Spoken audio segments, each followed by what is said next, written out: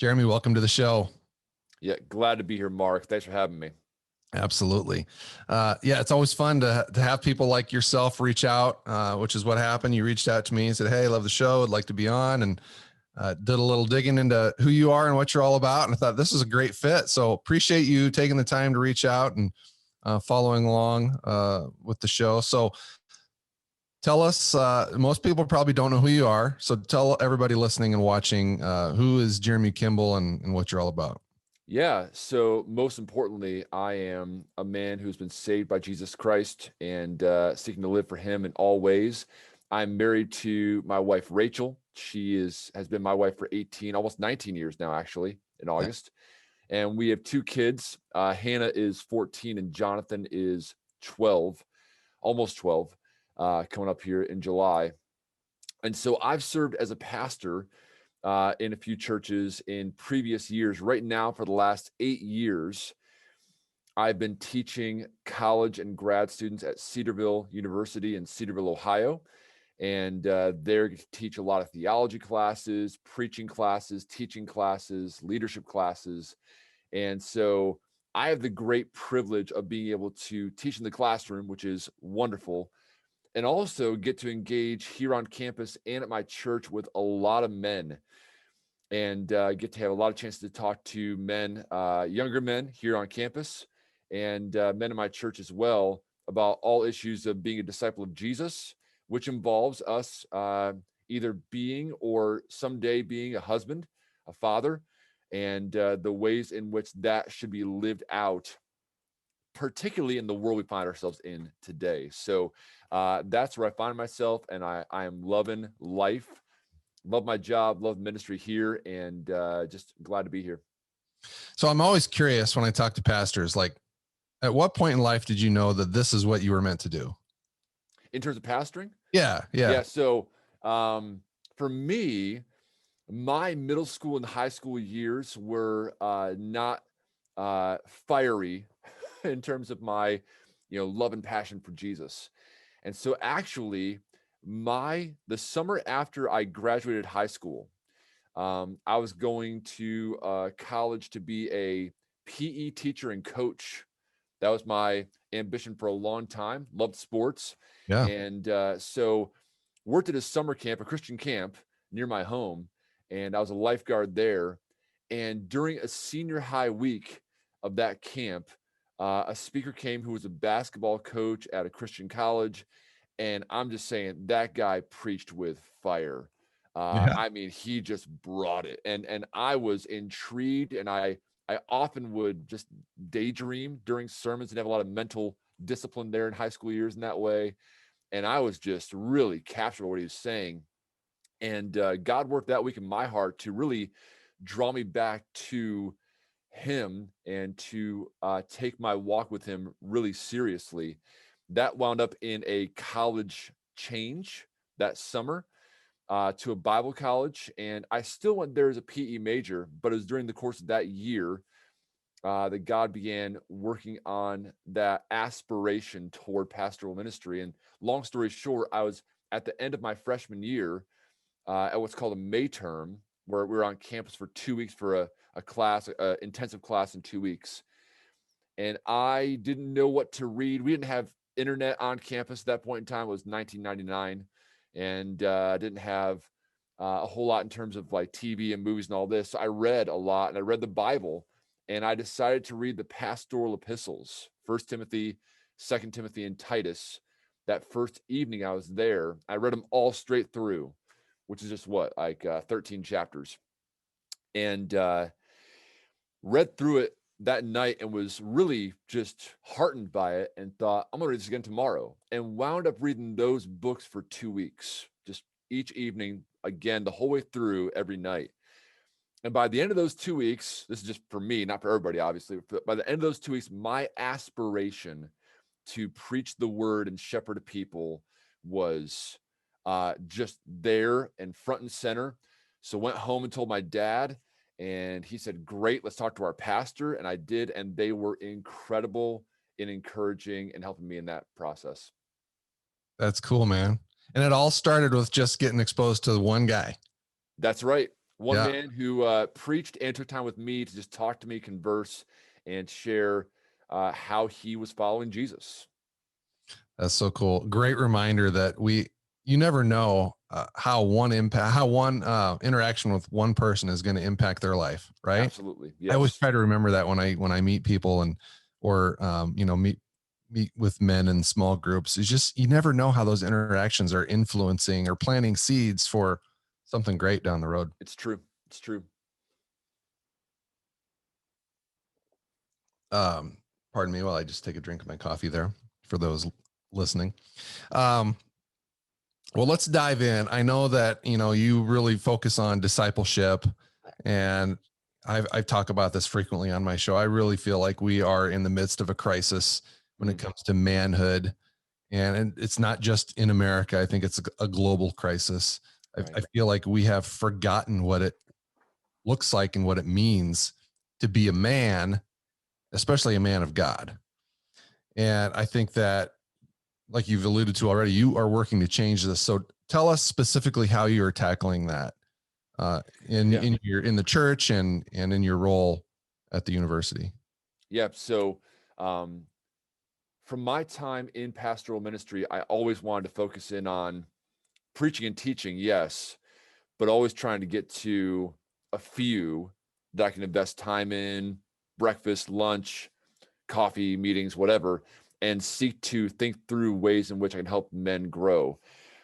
And honestly, for the first number of years of my pastoral life, it was very ad hoc. It was sort of like, hey, who are you and how do you need to grow and what can we do? And just did a variety of things and still do. Um, but I think having a son has really helped me to hone in on what do I want this young man to be in, 20 years, now like 10 years, 8 years. He'll turn 12 this July. And so even this past several months, I formulated a plan for him over the next year to say, how do we move from boyhood to manhood? Oh, And I'm nice. going to talk to him his 12th birthday, July 23rd, and say, hey, from 12 to 13 years old, here's a year-long plan to think through your character, your convictions, your commitments, and your competencies. Mm. And I've got a two-page document, and my wife has said, like, is this a little overambitious? And I said, possibly, maybe, but let's go for broke and see what happens here. And it's shaped, though, the way that I think about the young men I talk to. So for me, Mark, I mean, every Tuesday morning this last year at 7:30 a.m., I'm meeting with 5 guys, college-age guys. 7:30 in the morning for a college student is commitment, right? It And is. they're there, and they're not missing. And when they're out because they're quarantined, they're Zooming. And these Okay. guys are committed. They are. I'm at a campus where the young men are hungry. They want to grow. They want to learn. They want to be men of God, which I'm so grateful for. And so here and at the church as well, there are informal ways to do that, to say, let's encourage one another to say, I tell young guys, if you want to get with somebody and learn from them, do not say to them, will you mentor me? Yeah. That'll freak people out, you know? Yeah. I say to them, just say, can we get lunch sometime? I just want to ask some questions about life. And then say, can we do this again sometime? And just keep on doing that regularly, right? Yeah. And to give older men a vision to say, like 2 Timothy 2:2 says, well, you've heard from me in the presence of my witnesses, and trust to others who will be able to teach others also. That you want to have a discipling mindset to invest in others so they can invest in others, not it goes. So informally, I'm trying to say all the time to young men and older men, let's just have those kinds of relationships. A week from Friday, we'll have a men's event for our church, cookout, all the fun stuff, but to say, here's a challenge to say, older men, who are you investing in? Younger men, who are you looking to be invested in that way as well? Quick story with that. I mean, I was at a men's conference last year, just prior to us all being shut down, essentially. And I was at lunch at this men's conference of 200 or so guys, and a guy across the table from me said, hey, look around this room. And I did. And he said, do you see all the gray and the white hair around here? To which I said, I do. I see a fair amount of it. And he said, where are all the young guys at? And he was bemoaning the fact that there weren't young guys there. There are some for sure, but not as many as could be. Mm-hmm. And I looked back at him and said, so where are the 4 or 5 guys you're investing in? Like, where are they at right now in this room? And he stared back at me in silence. And I said to him, brother, if you want to see the young men come into this event, come into this room and enjoying this time, then it would make sense that you're investing in guys already and you'd invite them to say, let's go together and we'll talk at lunch about these things and we'll grow together. But that mentality, that culture is not always present. I wanted to challenge him to say, young men will come with older guys who invite them and who are already investing in them. And so to be about those things. So informally, that's one piece. Mm-hmm. Formally, I get a Let chance. me just stop you real quick. Right. Just Yeah. quick question. I mean, are you sort of saying that too many men are just interested in developing themselves and not pouring into other men? I think we have a definite culture of, if you go to a bookstore, of self-help, right? Those books are everywhere. Yep. I do think that we could lack at times I think 2 things here. One is we can be self-centered and say, I'm looking at me, got my family, got my stuff going on, we're busy, and there it is. Secondly, I think there's a lot of men that feel ill-equipped. They wouldn't know what to do if you said to them, hey, you need to invest in some young guys. And that, I think, honestly, in churches I've been part of, is probably more so what's going on than, I just don't want to, I'm busy, I'm selfish. I'm Yeah. seeing more guys that need equipping to do the job and the task, Yeah. because Mark, they weren't necessarily trained up in those ways. Right. My dad had a dad who was a good godly man, but he wasn't intentionally working in my dad's life to help him to know, here's what a man of God is, here's how you pursue these things, here's how you disciple others. I've asked my dad that, like, who in the church discipled you? Who brought you along? Because he teaches, he disciples, he does small groups. And my dad really said, I've learned all that I've done, school of hard knocks.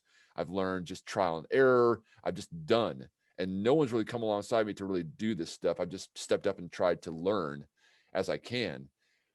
So I think that mentality needs to be in input into our men's minds. I think more so to say, this is part of our responsibility to have spiritual fathers who will invest in those who are in need of those things. Yeah. That's such a good point. Not to interrupt you again, but I feel like, when it comes to discipleship, it's sort of like parenting, right? You just 90% of it is just being there. And yes, we should absolutely equip ourselves when it comes to discipleship, but you don't have to have the PhD behind your name to take that first step, right? Just get together with guys and be present, and you can just take it from there. Absolutely. Yes. Too many guys feel like they have to, like again, when it comes to parenting, that every piece has to be in place. Everything has to be just right. Now I'm ready. Yeah. That's not the case at all. That's right. So I just preached this past Sunday at my church and said these 4 things again. I've said them numerous times to our church, but I said, here's 4 questions in discipling you can ask pretty readily that are just there for us to talk through. Number 1, what are you reading in the Bible, right? And what have you read recently that's been helpful to you and impactful on you? Number 2, what's the latest sermon you heard, and how's that impactful in your life? Number 3, how have you seen God at work in your life in some specific way? How's God been working in your family or your work or whatever? And then lastly, how can I pray for you? I mean, those 4 questions, can take a good amount of time to go through, beyond just the, hey, life as a dad, as a husband, as a worker, as a guy in the community. Here's what I do and why I do this. Just talking through those things can be monumental in the lives of young guys.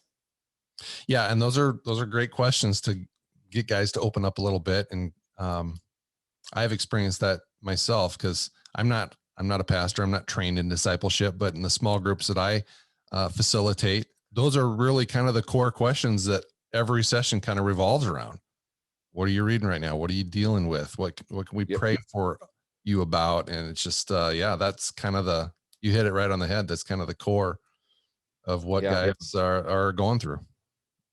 Yeah, for sure. And so again, just trying to informally, I think that's a culture, Mark, just trying to instill the culture of want to normalize the idea of, yeah, older men and women invest in younger men and women. That's just what we do here as part of the cultural reality of our churches and as Christians in general, and trying to pursue that well. Then think formally, you could say, well, there's materials. I mean, there's so many books and booklets and websites and videos and right now media and all these things you can go to in that way. But I think you're spot on.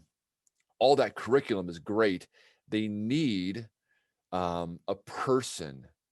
They need someone flesh and blood to walk alongside of them. 7 times in the New Testament, it says something like, imitate me as I imitate Christ. 7 times, Paul says that. And there's something to the need I have to look and to see, like my friend Byron, who would be like a grandfather age to me, and say, I'm seeing how he's walking faithfully and doing these things, and I want to follow him in that and pursue those things. Or someone like my father's age and looking and saying, this is good and right to learn from and be a part of. And so we need to, we learn by imitation. We learn by being taught, but we're also learn by catching things along the way. That's a good point. It makes me think of how personal discipline factors into all of this too. Because if we are modeling to younger guys who might be looking up to us for whatever reason, we've got to be disciplined in how we live our own lives. Absolutely. Yeah. And I don't know where I was going with that exactly, but just that thought popped into my head as you were. Well, and you have a lot of guys on here that talk about discipline, and that's a big deal to me, right? In the physical realm, in the spiritual realm, discipline is huge. We should discipline ourselves for the sake of godliness. And even today, just before getting on with you, I walked with a guy that I'm discipling, and just asked him that question: hey, what are you reading in the Word right now? What's been impactful for you? And he made admittance to me of, yeah, I mean, I'm reading, but it's summertime, hasn't been as regular, and he's a college student, and so the rhythms get different in the summertime, and just challenged him to say, hey, you got to be sure, getting up at a certain time, being in the Word in these ways. But I mean, I can't say it with any kind of integrity or authority unless I'm in the Word. And so I can say to him, hey, in Isaiah 35 this morning, which is where I read this morning, I was impacted by this notion. And so discipline allows us to be able to, as we pursue godliness, minister and disciple others with a level of integrity and a level of not look at me. It's always look at me only to the degree that I'm following Christ, right? Because we're always pointing beyond ourselves to Christ. But if there is a flesh and blood embodiment of someone who's following Christ well, as a husband, as a dad, as a worker, I want to watch that person and learn and ask questions and grow in that way. And so again, that culture of not just showing up on a Sunday, singing some songs, praying the prayers, hearing a sermon, and getting out as fast as we can. I'm saying let's linger after the service is done. Let's come early. Let's get to those small groups, those classes, and let's be intentional to talk to one another and learn and glean from one another in those ways. That's where traction is going to happen. This podcast is part of the Edify Podcast Network. Edify is a faith-inspiring app that brings together thousands of the best Christian podcasts in one place for your listening enjoyment. Cut through the noise and grow your faith by diving into the world's top Christian podcasts today.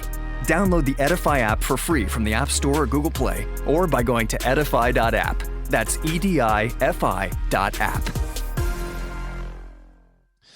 I feel like maybe we should back up. We're talking about discipleship. I don't know, maybe this is too elementary, but for anybody listening or watching who maybe doesn't, even though it's part of the Great Commission, maybe just unpack for us, like, what is the definition of discipleship? Yep. It doesn't look any different today than it did 2,000 years ago, but just unpack that for us a little bit. For sure. Yeah. So a guy named Mark Dever has got a great little book called Discipling. It's a really, really good, useful book. And I use this all the time. He defines discipling as helping others faithfully follow Jesus. Hmm. That's it. Simple. Yeah. I'm helping somebody else learn how to faithfully follow Jesus. Now, we got to unpack that and say, okay, in every realm of life, right? So I'm a disciple in various realms of life. So I tell guys on campus all the time, young guys, you got to figure out your roles. And by virtue of that, you got to know your responsibilities. So for me, I'm a husband, I'm a dad, I'm a professor, I'm a part-time staff person at my church right now as well. And I get to do a lot of speaking in various places at churches and conferences and camps. Those are roles that I inhabit. Every one of those roles has responsibilities, right? So you figure out what those are. But in terms of discipling, I mean, I got to learn how to be a husband and a dad and a teacher and a staffer at a church and all these things in a way that's faithfully following Jesus. So as I talk to guys that are younger guys here, they're a student, they're a son and a sibling. They're probably an employee of some kind if they want to make it through with not too much debt. Uh, they have those roles, and to say what does it mean to faithfully follow Jesus as a son, to honor your parents? What does that look like? I just had this conversation to say college is a weird time, isn't it? You're transitioning and you're starting to expand that independence, that manhood, and mom and dad are still contributing to your tuition to pay for that. So it's this weird sort of time of transition. And how do I, as a faithful disciple, honor parents well? How do I honor my employee or employer well? And so helping others faithfully follow Jesus, breaking down your roles and knowing in those roles, how do I follow Jesus in those ways? And of course, that includes the local church, our role as a member in the church, our role as a minister in various ways as well. So that's how I think of it overall. No, that's good. That's helpful for me too. How would you say discipleship differs when we're talking about, because up to this point, we've kind of been talking about in the context of like a small group or a men's group, guys to guys, but if we want to disciple our families, what are the differences there? Do we take a different approach? Yeah, I mean, I think that it's going to be very similar, but I often say family is like the most intensive laboratory of discipleship. It's the most intensive version of discipleship. So I get to disciple young men on campus, guys at my church, but the family dynamic, you never really escape that. We're together. We do vacations together. We do road trips. We're doing day by day, the daily grind, right, together. And so I think it's a matter of frequency, Mark, honestly. And it's neat in that it's not very often this happens that people take me up on it, but we have all of my classes over to our house for dinner every semester, except for last year. I mean, I think hospitality is a massive tool for discipleship. And I tell students, like, hey, if you want to stick around for our evening Bible time as a family, totally cool, feel free to.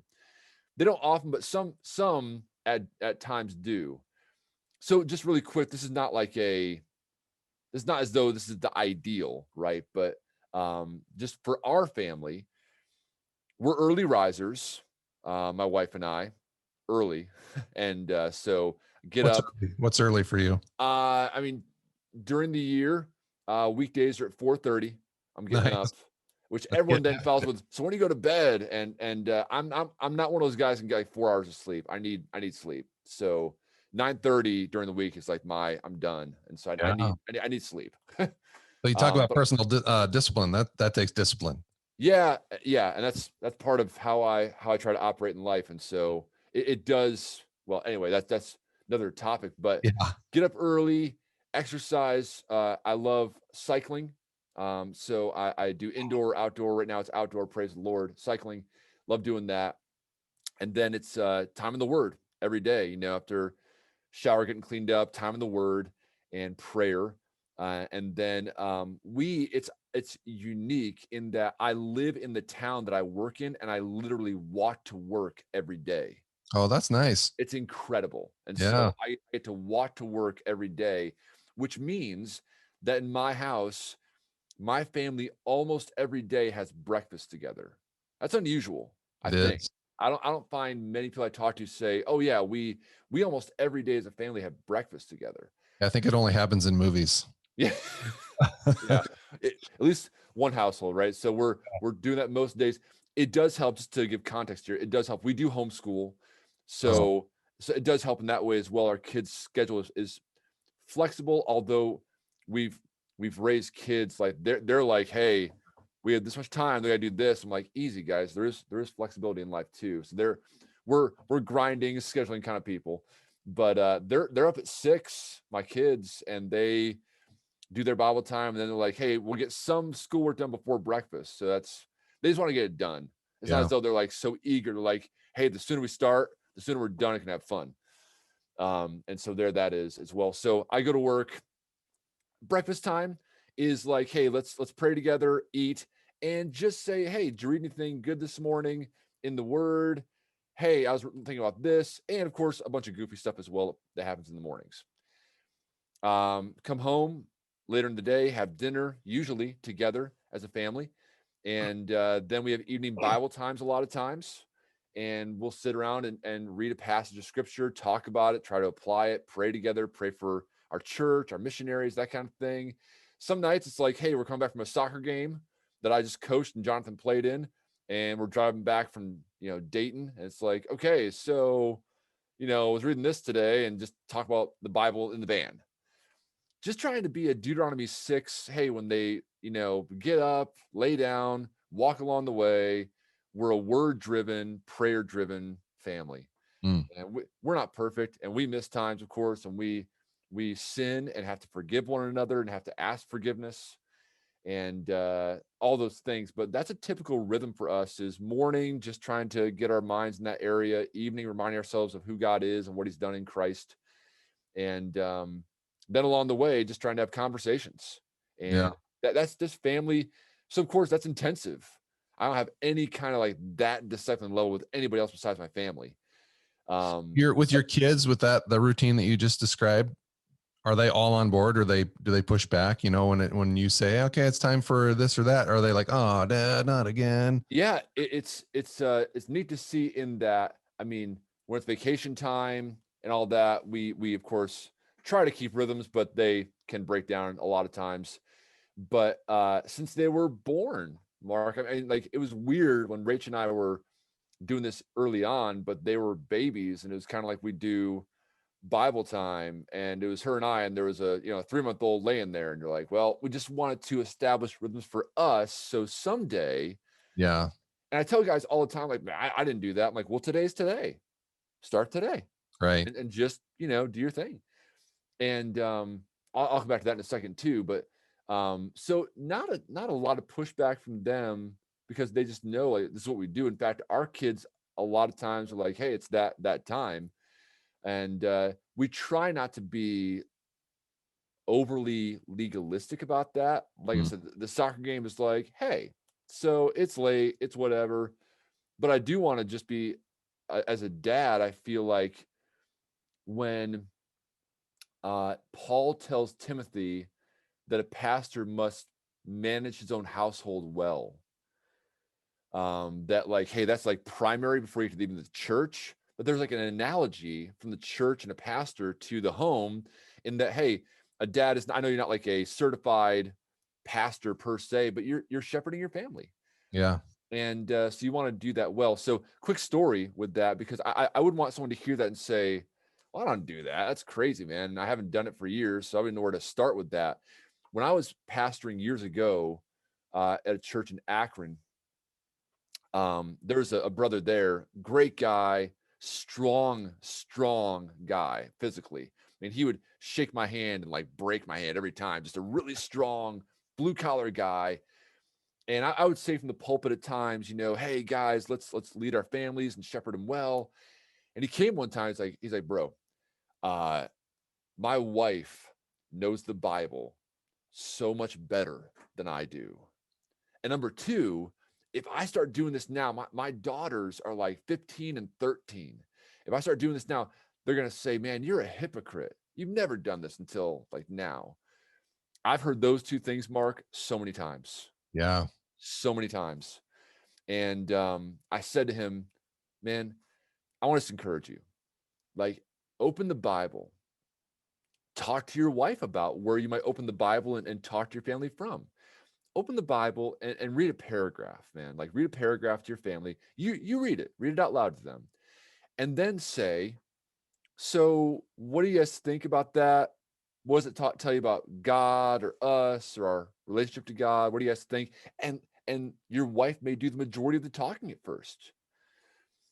And be okay with that. But you're taking initiative, you're leading. You're Right? facilitating. Yeah. Yes. And your daughters may make comments and then say, that's great. And then like pray a 30-second prayer. And you're done in 5 minutes and say, we're starting here.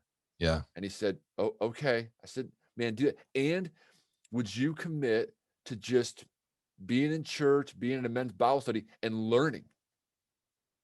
All right, I'll commit to those two things. Cool. Well, 2 years later, here's a guy who's at times leading the Bible study. You know what I'm saying? So his trajectory, because he was a learner, tenacious learner, and he decided, you know what, I can start with 5 minutes and do that. And that built up over time to where he's a faithful husband and dad. And he recognized it, he owned it, and he said, today, I'm going to get after that. So just to encourage people to say, if you have no kids, newborn, or kids that are teenagers, or even beyond, you can be a faithful husband and father in those kinds of ways, you know?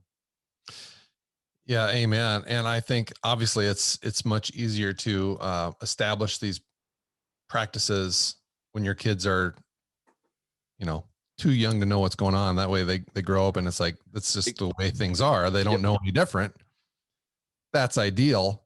But like you said, so many guys haven't done that, but it's never too late to start. Right.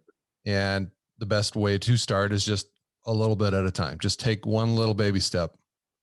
And I think for me, I can relate to that because, I've talked about that a little bit on the show, that I spent probably the first 10 years of being a dad just kind of going through the motions, not having a vision, specifically when it came to my faith or leading my family in their faith. And so when I did get serious about it, my two older daughters were old enough to know, like, whoa, this is new, this is different. And there was a little pushback because, I don't want to sit down and do a Bible study or whatever. But it's like, I think it's important for them to see you vulnerable in those moments. Like, hey guys, this is what we read. If you do sit down and just kind of read a passage, like, this is what the Bible says. I'm certainly not perfect at this. So I want you guys to know that this is me trying to be better, not just for myself, but for you guys as well. Mm-hmm. Mm-hmm. And just start there. If they know where your heart is, I think it makes it a lot easier. Yeah, I totally agree. And I think in discipleship in general, but certainly family discipleship, they see every side of you, right? They see, the guys that I disciple, not as much, but they see moments of like, Kimble failed right there. That was a fail.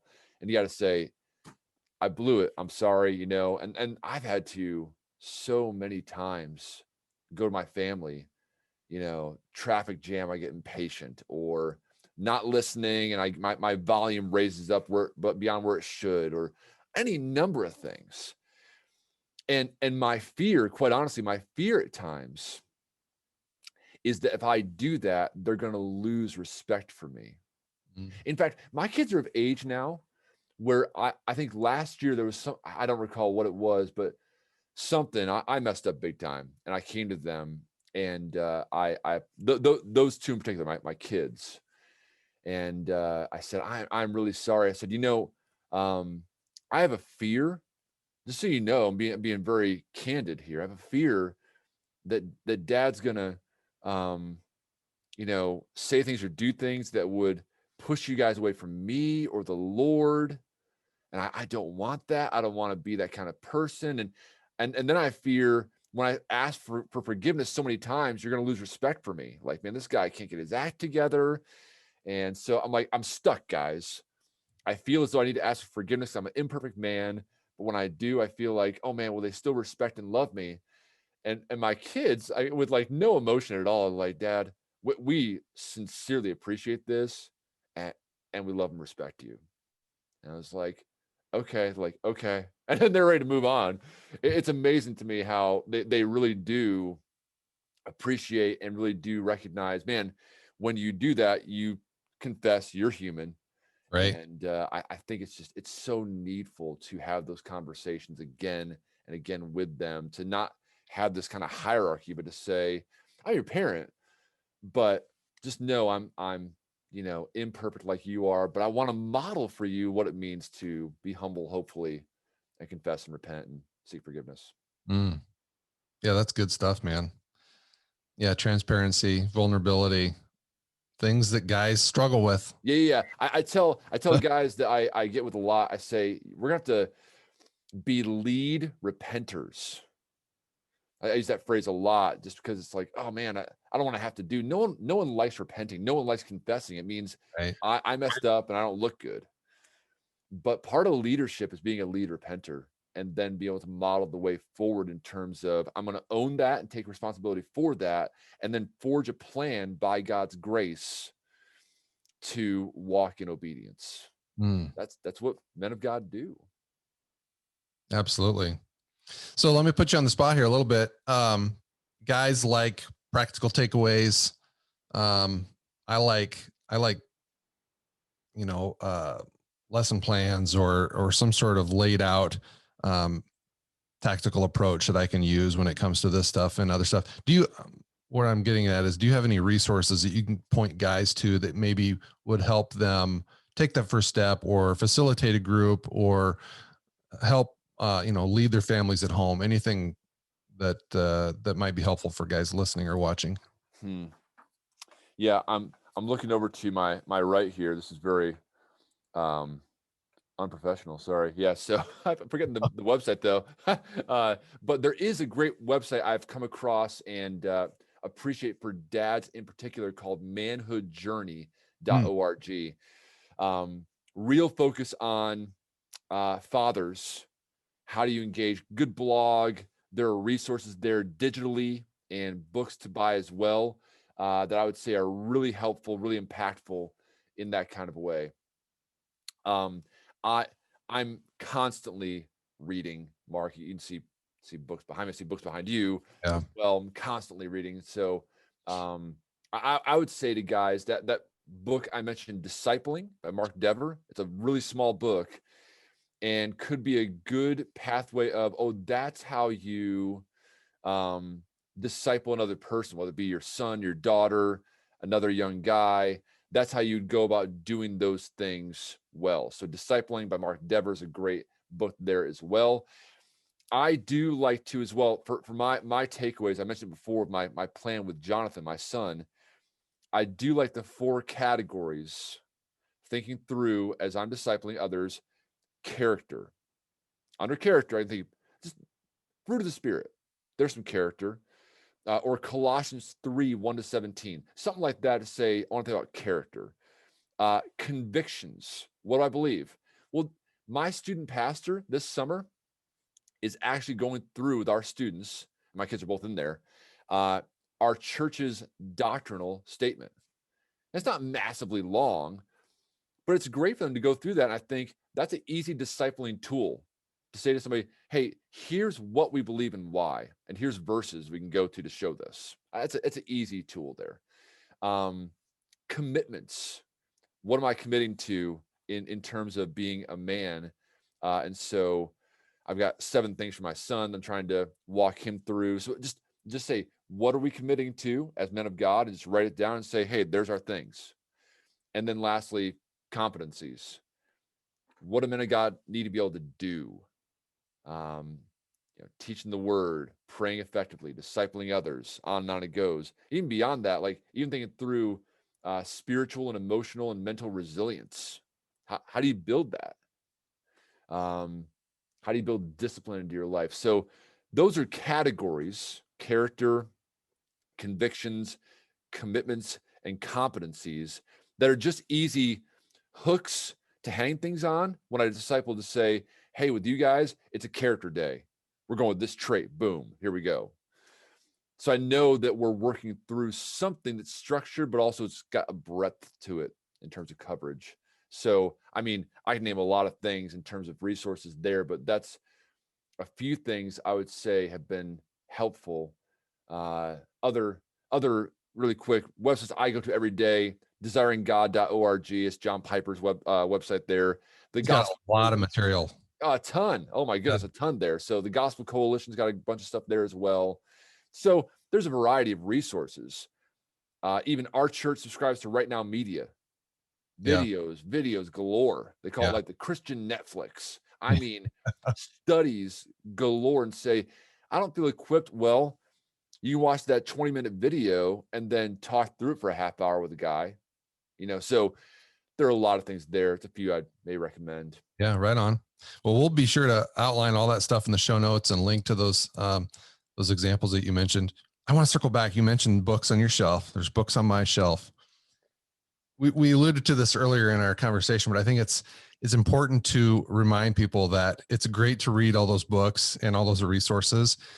We have to be careful when we're looking to take that first step to not become content zombies. I don't remember where I've heard that phrase before, but it's really easy to read all the books, watch all the videos, and just get consumed with that, trying to equip ourselves too much, right? And use it as a convenient excuse to not take that first step.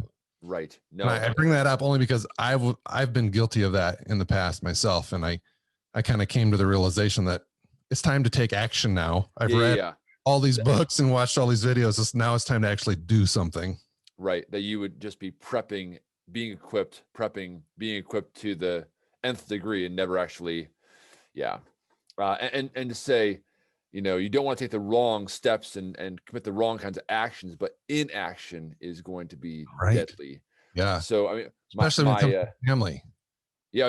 Yes, absolutely. So I've got a picture in my house, Teddy Roosevelt, and on top it says "Get Action," right? Yeah. And just the reminder, my kids do at Bible time, all that, but that kind of stuff, they're kind of like, yeah. I'm like, get after it, get action. So it is a big thing to be equipped, but to say, as you get an insight, look to apply. Right. Don't just sit on it. Say, how can I bring that into my marriage, my parenting, my job, my church? What can I do with this? And action points, right? Always trying to think through the steps you can go forward in that way. So you're right. Being a content zombie, no good. Hey man, before we wrap up, I want to circle back to you mentioned you had a plan for your son when he turns 12. Mm-hmm. Do you have a minute to kind of like unpack that for us a little bit? Because I'm always fascinated with those sort of rituals and those coming of age types of things. So what are some things that you've got planned for him? Yeah, so I've read a lot, and this is not, a lot of this is just lifting from other sources, right? So I've wanted to do this, just trying to think through how to do it. So July 23rd is when he turns 12. And so around that time, because we'll be at a camp where I'm speaking that week, but around that time, we'll get some time, just he and I, and going to talk to him about manhood. I've got it written down here. Just read this really quick. I'm going to say, a boy becomes a man when he reaches a level of maturity where he can embrace and enjoy fitting God-given responsibility and take appropriate action. Right? That's the idea of the essence of manhood. Of course, biblical manhood is going to be thinking through initiative and protecting and providing and all of those things as well. And so I just wrote, this includes responsibility to lead, provide for, and protect women, children, someday his own wife and children, and other men in ways appropriate to a man's differing relationships in order to fulfill his God-given commission. That's the first little paragraph I have to say, John, that's what we're going after right there. So I'm going to make up basically index size card things of 12 character traits. I don't have to read them all right now, but I mean, basically do one per month. So the first one is that a man of God is God-centered, not me-centered. And just try to have God-centered on one side and flip it over and say, here's a simple one sentence kind of definition of this idea being God-centered. Or I've got there wise, or a humble, protecting servant, or self-controlled, or generous. I'll have 12 of those, one each month. And I'm going to join him in this. I'm going to join him and say, I want us to know the term and definition there. That'll be monthly. Then convictions. Well, I teach Bible and theology for a living, Mark. So my wife's like, you're going to have to take it easy here. I'm like, yeah, it's true. It's true. So some of it is he already knows. Like, hey, knowing the books of the Bible in order. That's a good conviction to be able to know those things and walk me through a basic summary of the whole Bible storyline. I've got an acrostic called Kingdom that I use to walk through that. I'm going to challenge him to read the Bible the whole way through this year. That's massive. That is, especially for a 12-year-old. It is, and he's a reader. He's reading a trilogy right now that when I tell him that, he's gonna be like, oh, I'm going to say, hey, you read that trilogy that probably comprised like 2,000 pages in about 4 months. So he can do it. But we're going to think of that and try to help him that way. So what version of the Bible are you going to have him read? I'm curious. Yeah, so we use the ESV overall in our time as a family and the church. But I may say something like, hey, maybe the NIV is a good reader's approach in that regard, but we use ESV as a family overall. The CSB is a great one as well. It's more readable in nature. Could be good in terms of faster reading through. Yeah. That could be good. Some things he already does, like take notes during the sermon, right? It's just something you would do in that way. How do you devise a strategy to overcome a sin issue? What's the actual process of like killing that sin and pursuing this aspect of righteousness? Those are some conviction things we want to work through. Some apologetic questions, some, worldview kind of questions with gender and sexuality and dating and marriage and manhood, womanhood, and all those things as well. Commitments, 7 things: reject passivity, accept responsibility, lead courageously, love joyfully, live honorably, serve humbly, and invest intentionally. Those come from a book by Vince Miller, 7 Challenges Men Encounter. So I tweaked a little bit, but it's from that book. Right on. And then competencies, I'm thinking through, hey, as a dad someday, as a husband, as a discipler, teacher, leader, friend, what are the competencies you need in those roles? Resilience, physical discipline. So that's big in our home and trying to think through how it's going to look. Etiquette in life. How do you conduct yourself at a formal setting? Yeah. And other areas as well. Finances. We're going to do a day-long retreat, a Bible and prayer day-long retreat together and do some stuff that way. And I think you guys may be aware of this as well, but I think I'm going to try to do, it's in a couple of weeks here, the Art of Manliness does a thing called the Strenuous Life Challenge.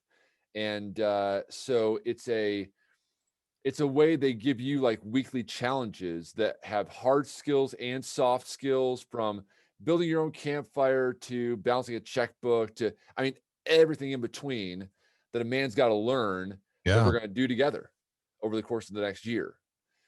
And then finally, I'm going to have him interview about 8 or 9 who I consider to be men of God and ask them about a half dozen questions about biblical manhood and write those things down and learn from these men of God. And we'll culminate with those guys, his 13th birthday, and we'll celebrate his initiation into manhood. That is awesome, man. I love that. I love all that. It's very well-rounded. It goes beyond just biblical stuff, which I think is good, but that's intentional fatherhood right there. And it's intentional discipleship as well. I love it. Yeah. Thanks, brother. It's been a lot of thought and a lot of processing, a lot of thinking through how to engage in a variety of areas. So I'm excited. I'm still tweaking stuff, but I'm excited. Well, Jeremy, are there any other points that we didn't hit on that you'd like to do before we wrap this thing up? No, I think I just say in the end here, look to be invested in, glean from others, learn how to faithfully follow Jesus from others that are older and wiser than you. And those who are older and wiser, look to invest in others to help them faithfully follow Jesus.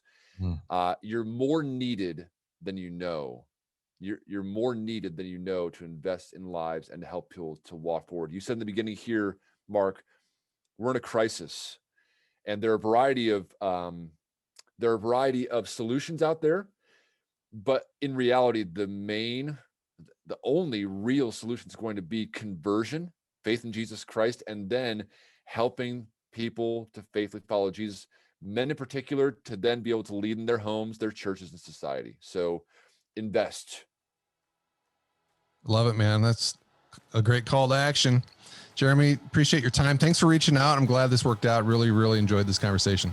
Yeah, pleasure. Thanks so much for the time. Guys, thanks for listening. If you enjoyed today's conversation, share it with a friend and subscribe to the show so you don't miss future episodes like the one you heard today. And be sure to check today's show notes for all the ways you can stay plugged into the Inspired Legacy, including my free download called 9 Ways to Be a Better Dad. You can sign up for my free weekly devotional called Inspired Inbox. And you can join the private Facebook group, a community of other like-minded men looking to become the best husbands and fathers they can be. So get plugged in. Like, subscribe, leave a review, and help more guys find the show, because we need more men battling together for the sake of the next generation. Until next time, live inspired.